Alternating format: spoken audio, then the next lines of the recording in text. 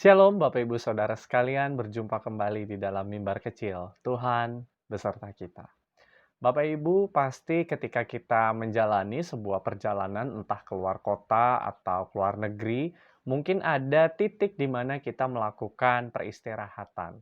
Entah itu ketika kita di jalan tol, misalkan kita mampir di rest area, sejenak beristirahat, untuk makan dan minum, ataupun untuk menyandarkan badan sejenak gitu ya di kendaraan kita. Istirahat menjadi momen refleksi atau menjadi momen penting buat kita kembali menyegarkan badan yang mungkin sudah lelah di dalam perjalanan.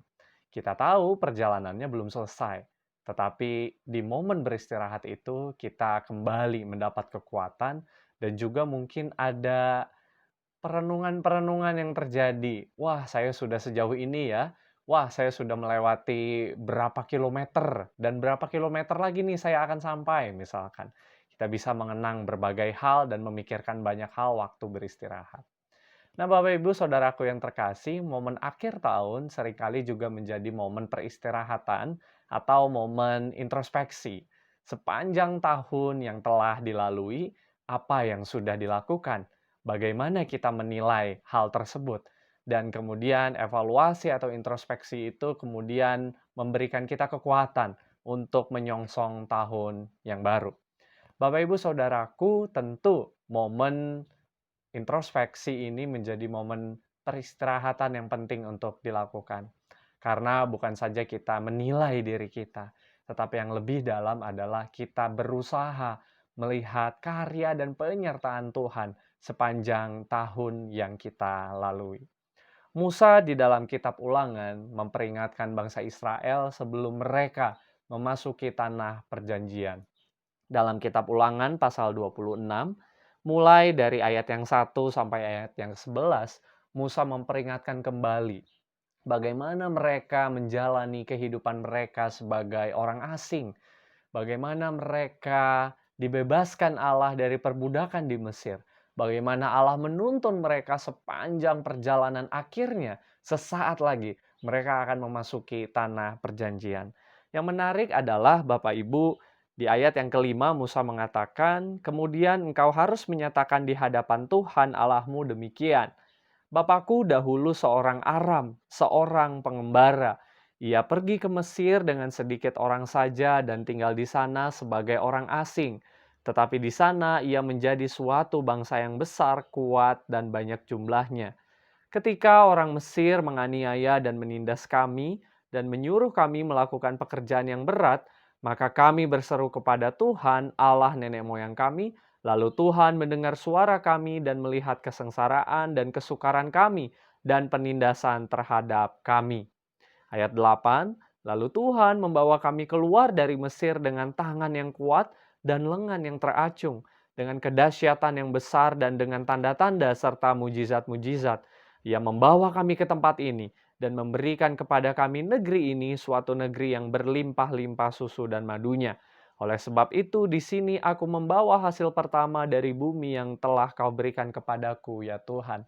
Musa memperingatkan siapa identitas bangsa Israel. Musa tidak ingin mereka lupa diri. Musa tidak ingin mereka melupakan Tuhan juga yang telah menebus, yang membimbing, menguatkan, dan bahkan memberikan suatu kelegaan bagi mereka. Musa ingin menegaskan bahwa sepanjang perjalanan hidup bangsa Israel, jangan pernah lupakan Tuhan. Menolehlah ke belakang sedikit, lalu sadarilah karya Tuhan, dan dengannya majulah bersama dengan Tuhan. Saudaraku, sebentar lagi kita akan menyongsong tahun baru. Tinggal menghitung hari, 2021 sudah di depan mata. Apa yang akan kita lakukan di penghujung tahun 2020 ini? Mari kita melakukan introspeksi. Bukan hanya menilai apa yang baik, apa yang buruk, apa yang harus ditingkatkan dari diri kita, tetapi terlebih lagi, mari kita menoleh dan melihat karya Tuhan yang luar biasa di dalam kehidupan kita. Kalau kita berhasil melewati tahun ini, semata-mata bukan karena kekuatan kita, tapi juga karena kekuatan Tuhan. Baik adanya jika kita berkata kepada diri kita sendiri, terima kasih karena engkau telah bertahan sampai hari ini. Tapi lebih baik lagi jika kita juga berkata kepada Tuhan, terima kasih Tuhan, Engkau memimpinku sampai hari ini. Dan aku yakin, tahun depan pun Engkau akan selalu membimbing dan menyertaiku. Amin. Tuhan memberkati kita. Mari kita berdoa. Bapa di surga, di penghujung tahun 2020 ini, kami mau bersama-sama melihat bagaimana Tuhan memimpin kehidupan kami. Dan dengannya kami yakin dan percaya kami boleh menyambut tahun yang baru yang tinggal menghitung hari ini.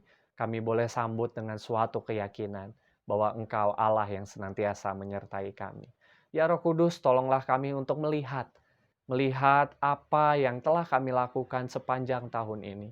Melihat juga karya Allah di dalam kehidupan kami, sehingga dengan yakin kami boleh menapaki hari-hari yang masih Tuhan percayakan.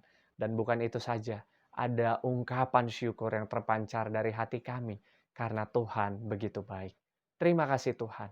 Terima kasih untuk segala sesuatu yang Engkau berikan. Inilah doa kami, di dalam Kristus kami berdoa. Amin.